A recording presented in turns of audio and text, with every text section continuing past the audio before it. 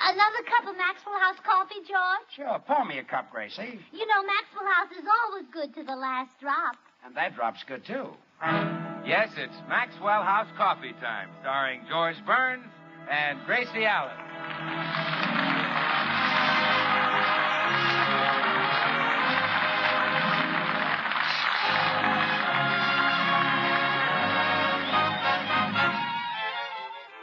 With yours truly, Bill Goodwin, the music of Meredith Wilson and his orchestra, Tommy Bernard, our happy postman, Mel Blanc, and our guest star, Eddie Cantor.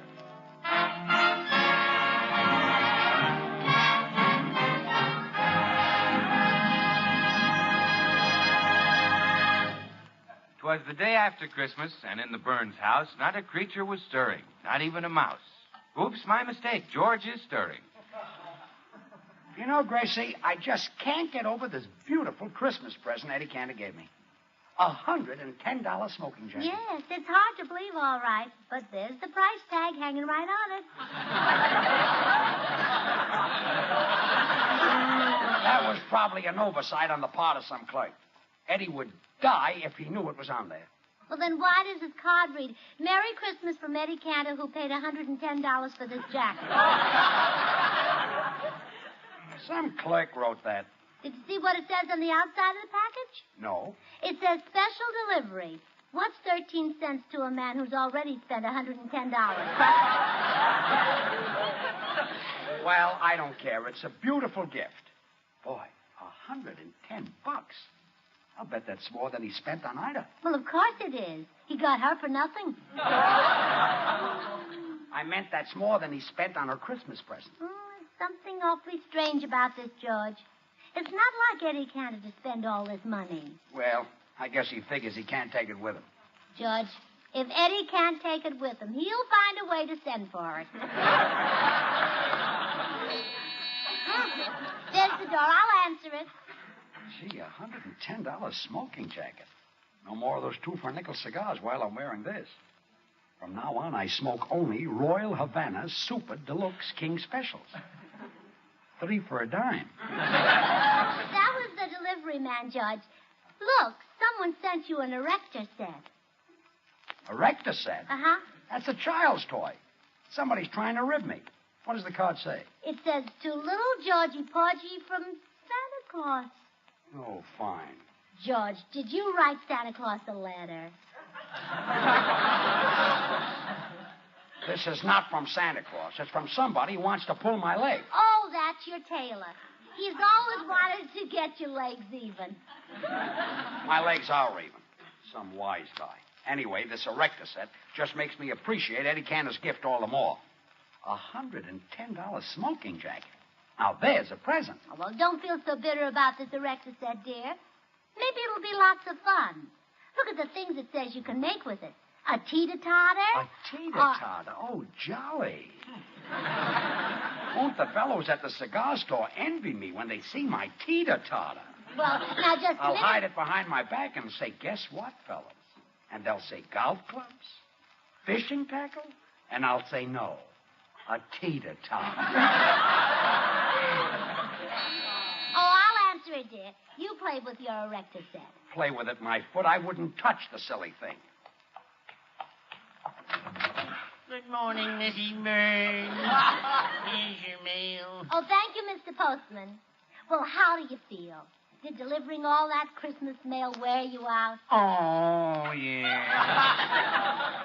My feet have blisters that belong on a B-29. Oh, you poor man. I delivered more mail than Bing Crosby's obstetrician. Well, I hope Santa Claus is good to you. Was there something nice in your stocking yesterday morning? Yes, but there was something horrible in my wife's stocking. Oh, what was it? My wife.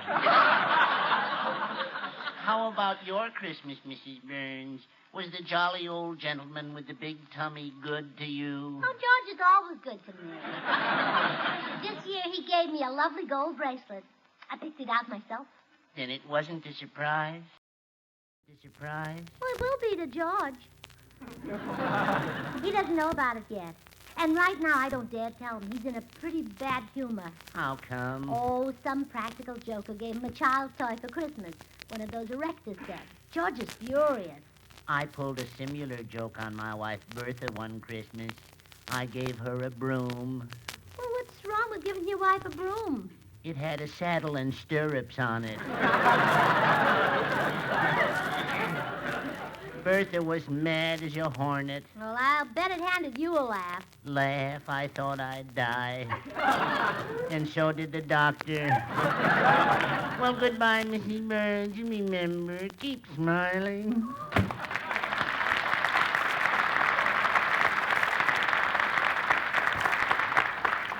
Oh, not much mail, George. Just a few late Christmas cards and...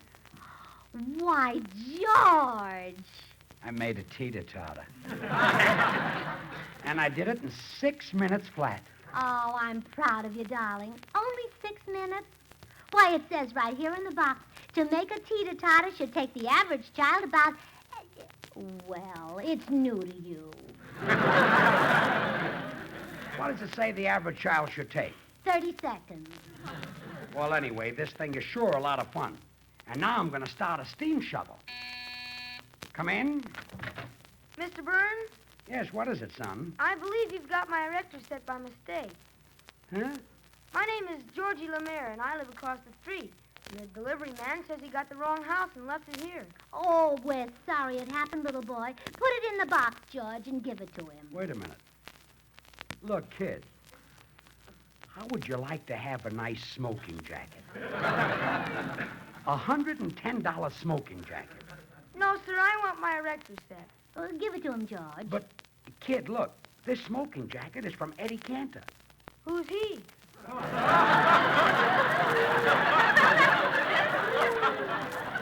Who's he? Tell him, Gracie. Why, Sonny Eddie Cantor is the man who... He tells all those... He's the biggest... Give him the erector set. Now, look, kid, can't we make a deal? This is a beautiful smoking jacket. I want my erector set. Oh, all right. But let me finish the steam shovel first. By then, he'll be old enough for the smoking jacket. Never mind.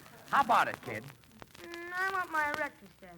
Now, look, I wouldn't want to use force on an 8-year-old.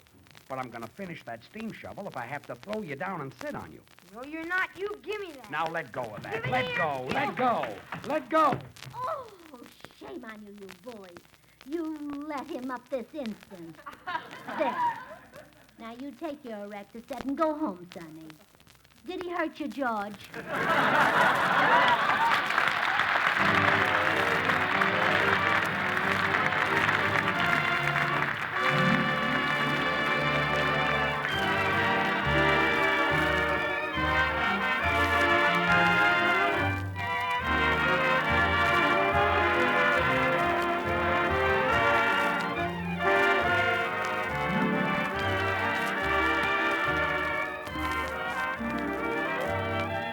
Blue skies smiling at me, nothing but blue skies do I see.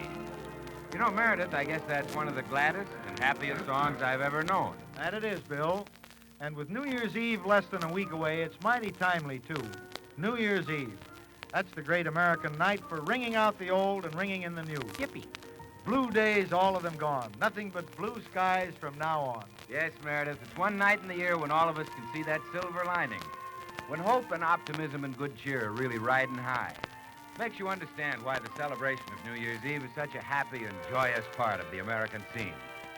And that brings to mind how Maxwell House coffee is a very real part of the American scene, too. We Americans love coffee, have made it our national drink. And more people buy and enjoy Maxwell House than any other brand of coffee at any price. North, east, south, and west, it's Maxwell House wherever you go. Flavors behind this great popularity story, of course, the rich, vigorous Maxwell House flavor that results from the masterful blending of these selected Latin American coffees. Manizales for mellowness.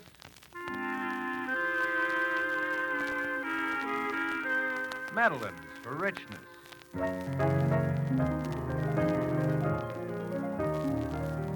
Other fine coffees for vigor.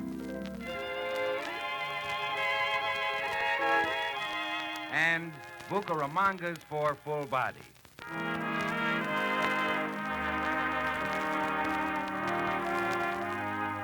All adding up to great coffee at its flavor peak.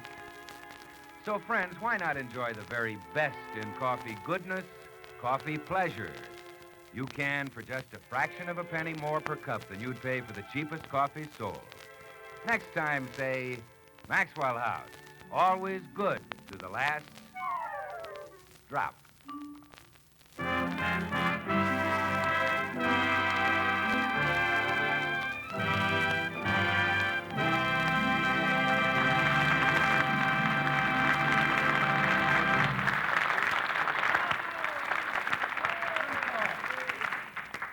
Darn kid. He would have to come after his erector set just when I was getting interested. Oh, well, never mind, dear. You'll get over it. But I wanted to finish that steam shovel. Oh, well, there. Mama will make some ice cream and let you lick the dasher. Oh, stop. Just because I happen to enjoy building things. Come in. Hello, all. Hello, Meredith. Hello. Well, what's wrong with him? Somebody took away his erector set. Oh, well, George, I don't have an erector set, but I'd be glad to lend you my set of tiddlywinks. Although it's not quite complete. Look, Meredith. All the winks are there, but in the excitement of a recent game, I broke my red tiddly.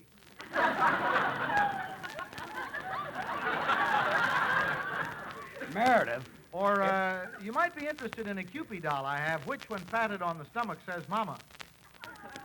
No, I'm not interested. Would you care to hear how I got that Cupid doll? No. It was at the Saragordo County Fair back in 1928. There was a booth there where for a nickel you could buy 3 baseballs, hurl them at assorted knickknacks, and keep whatever knickknack you knocked over. I purchased 3 balls and let fly with the right goodwill. And you knocked over the Cupid doll. No, I knocked over J.C. Tolliver, a local apothecary. He was at a nearby booth eating hot buttered popcorn. My goodness. Undismayed, I cut loose with the second baseball. Oh, and that time you got the Cupid doll. No, got J.C. Tolliver again. He was bending over to pick up his hot buttered popcorn. Show me how he was bending over, Meredith. Like this, George. Ow! Goodbye, Meredith. Goodbye, all. Oh, yeah.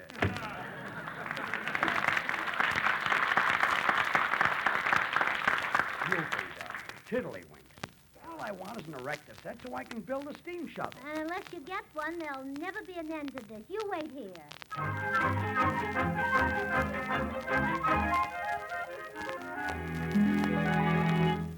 Gee, Gracie, you shouldn't have done it. Well, George, I knew you wouldn't be happy until you had an erector set, so I went to the store and got you one. Boy. Hey, where'd you get the money? I traded a smoking jacket for it. You traded Eddie Cantor's $110 smoking jacket for this erector set? That smoking jacket didn't cost $110, dear. I talked to the man Eddie bought it from. But it had a big price tag on it. He bought that from the same man. Well, how much did Eddie pay for the jacket? 100? No. 75? No. 50? Mm-mm. How much? Well, the erector set was 12 and a half. Yeah, I traded the smoking jacket. yeah. And we owe the store 2 and a half. The smoking jacket cost $10. That included 4 boxes of cigars. The cigars I didn't even get. You didn't get the set of dishes either. A set of dishes came with it? And a pocket knife. A pocket knife? And a round trip to Azusa. Murder. I'd like to have had the pocket knife. Yeah. Well, the salesman said that that knife really should be in the pocket of the smoking jacket at all times. Why? Well, in case you spill water on the jacket, you can cut your way out before it chokes you to death. He's exaggerating. Besides, I don't care what Eddie paid for the jacket. It's the spirit of the gift that counts. Now, you go right back to the May Company and get it. It didn't come from the May Company. Bullets? No. Broadway? Uh-uh. Where? Laughing Frankie Gordon. That smiling Frankie Gordon. He laughed when he saw that. Well, you get it back here. No matter what the jacket is worth, it's Eddie's gift to me, and I want it. Besides, I don't believe all that stuff about a free trip to Azusa and a set of dishes. Eddie Cantor's got plenty of money, and he... Come in. Oh, Merry Christmas, George and Gracie. Merry Christmas. Well, Eddie.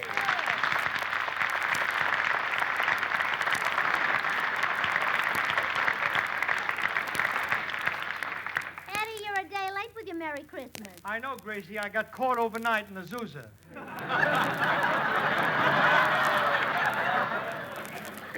Azusa? Yeah, I just happened to have a round-trip ticket. I see.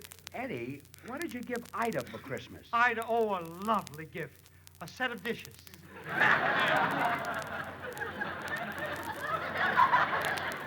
I thought so. And how about your 5 daughters? Well, to Janet, the oldest one, I gave a beautiful pocket knife. Then to each of the other 4 girls, I gave a box of cigars. Cigars?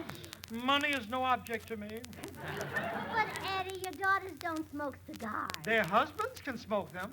But won't the cigars be awfully stale by then? You... They'll be dead and buried by then. Oh, yes, oh, yes. But enough about my Christmas. Did you get the smoking jacket I sent you, George? Oh, yes. Thanks, Eddie. Oh, that's all right. What's $110 among friends? Who said anything about $110? The price tag came off? Why, how could it? I stuck it on with a Pabst beer label. Oh, well, as long as I know you got it. Well, now, how would you two like to eat dinner with me, huh? Oh, we'd love it. Well, thanks. Now, don't fix anything extra, Gracie. I'll take potluck. You're eating here? Well, yes, I want to see George in that beautiful smoking jacket I gave him. Why don't you put it on right now, George? Yes.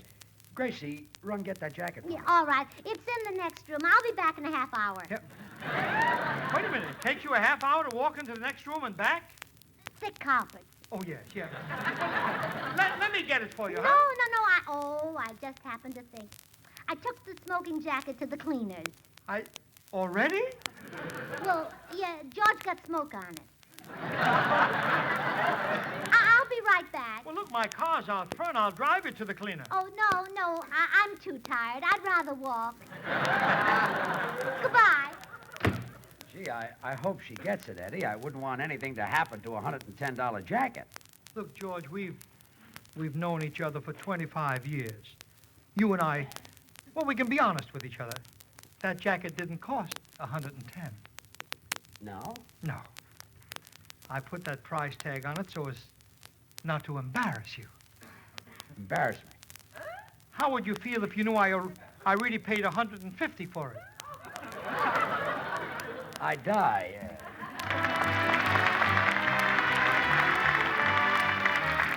They say it's wonderful. Our nomination for the best song of 1946, Meredith Willson and his music.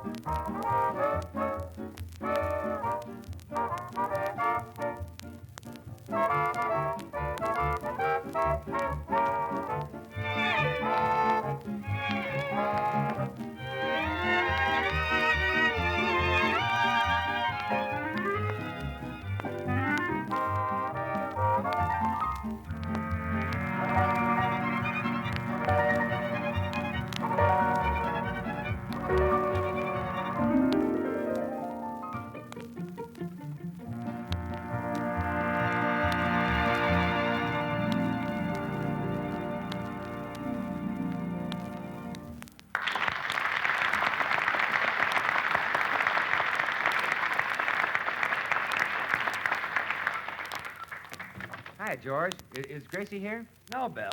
She's going to pick up my smoking jacket.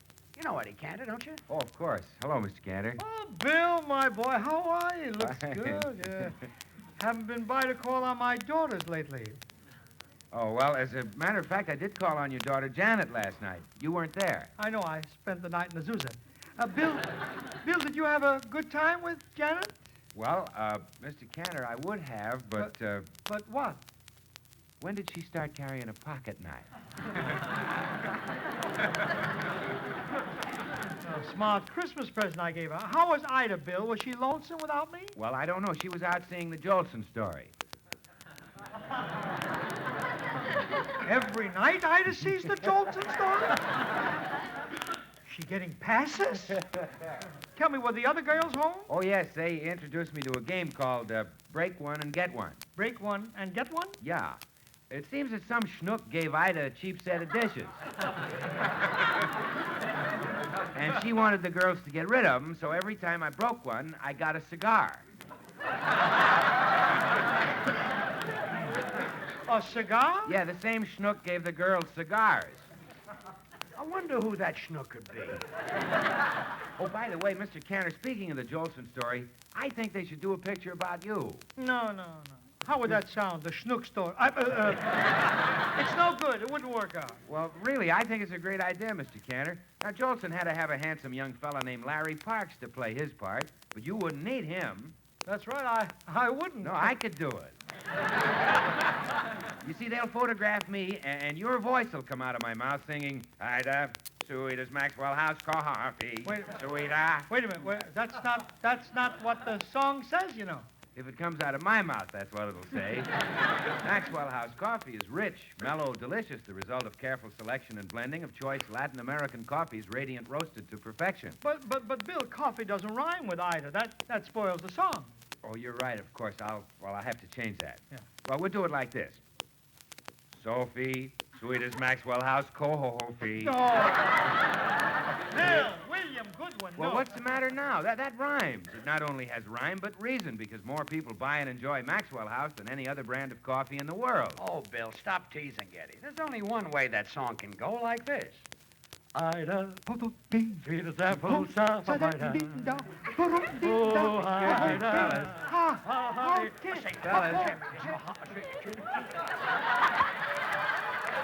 Pardon me for interrupting, but George, did you enjoy working for our sponsor in 1946? Well, sure. Would you like to work for him in 1947? You bet. How does the song go? Sophie, sweet as Maxwell House coffee. That's better, George. Because Maxwell House is the very best in coffee drinking pleasure. Yet it costs but a fraction of a penny more per cup than the cheapest coffee you can buy.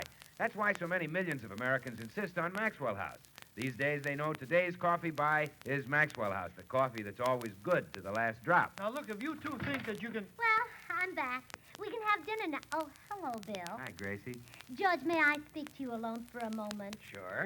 Excuse us, Eddie. That's all right. Did you get the smoking jacket? Well, I couldn't. The store was closed.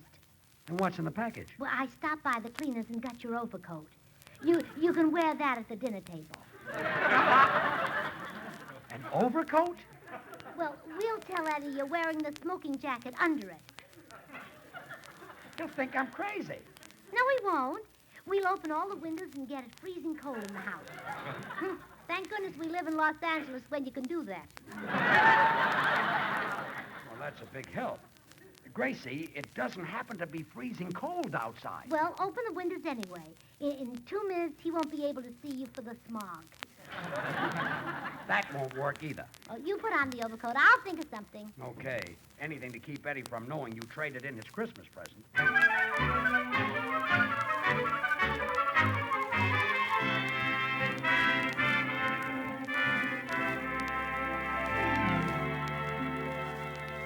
All right, Eddie.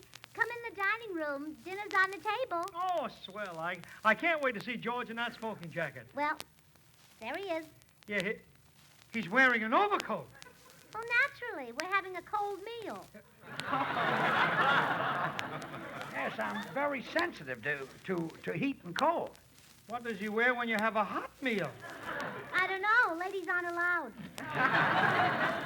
You like this meal, Eddie? Sliced bologna, cold chicken? Yeah, oh, the chicken's another reason for the overcoat. It saves wear and tear on the tablecloth. How? Well, he can stick the bones in his pocket. It's neater that way. Chicken, Eddie? Thanks. It seems a shame to cover up a $200 smoking jacket. The last time you mentioned the price, it was $150. What a memory. Well, there were a few extras. Special buttons, fancy buttonholes, a $10 tip for the boy who delivered it. Bologna, Eddie? Only the part about the tip. Oh, you're passing the bologna. Thanks. Whatever it cost, Eddie, I really appreciate it. Well, don't mention it, George. I'm just a generous, open-handed type that loves to do things for my friends. Applesauce, Eddie? You're asking me to have some? Yes. Oh, in that case, thanks. As I was saying, George, I'm the generous type, and I never expect a favor in return. When I bought you that smoking jacket, I had no idea that I'd be asking you to appear on my radio program next Thursday night. Applesauce, Eddie. I just took some. This time I'm not asking you, I'm telling you. Well, how about you two coming on my show next week? I can arrange it so you won't have to pay any income tax. That's great. How can you do that? It's simple. I won't give you any money. But for old time's sake, what do you say, kids, huh? Okay, Eddie, we'll be on your program. Let's get to work on the script. I'll take off my coat and No, we'll start don't, George. No, don't take the coat off. No. Hey, wait a minute. There's no smoking jacket under that overcoat. George, you've been robbed. Huh? The thief must still be here. Don't leave this room, Eddie Cantor. Gracie Allen, I did not steal it. Oh, it's no use, Gracie. We might as well confess. Eddie, we traded the smoking jacket in for an erector set. An erector set? For that $300 smoking jacket? That came with gold buttons and velvet lapels and silk lining that lit up with neon signs? A set of dishes and a pocket knife. And a round trip to Azusa? Oh, you know about that. Eddie, we know the jacket cost $10. Gee, I'm sorry, kids. Naturally, now I can't ask you to appear on my program for nothing. Honestly, I feel terrible.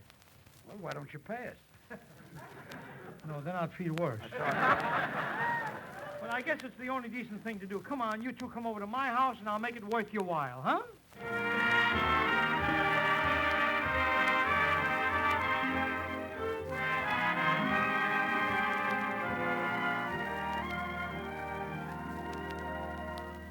Well, thanks again, Eddie. Not at all, Gracie. I'll see you and George on my program next Thursday night. Goodbye. Goodbye, Eddie. Goodbye, children. Well, Gracie, what did Eddie give you? George, I'll never have to ask you for money again. You won't? No. Whenever I want some, I'll just pull this pocket knife on you. Oh.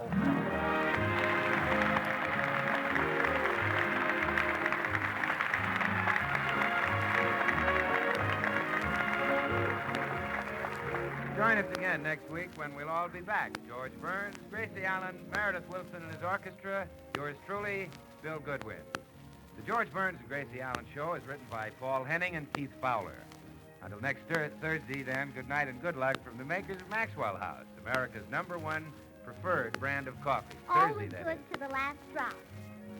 Come on, Gracie, I'll take you to a movie. Oh, take me to see The Yearling. I'm dying to see that. Yeah, I understand there's a cute little deer in it. Oh, I'll say there is. Gregory Peck. By cute little deer, I didn't mean Gregory Peck. Oh, Jane Wyman, huh? Now, I mean there's a little dough in the picture. A little dough. I'll bet it makes a fortune. Good night, folks, and Happy New Year. Happy New Year.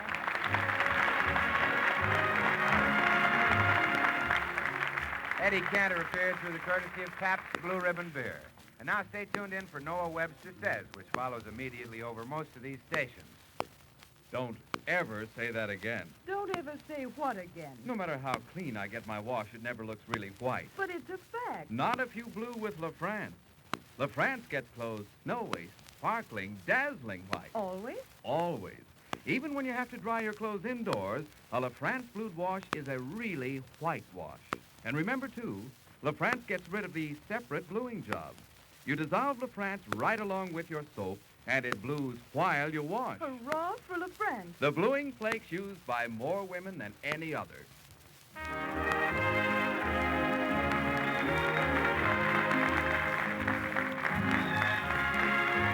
This is NBC, the National Broadcasting Company.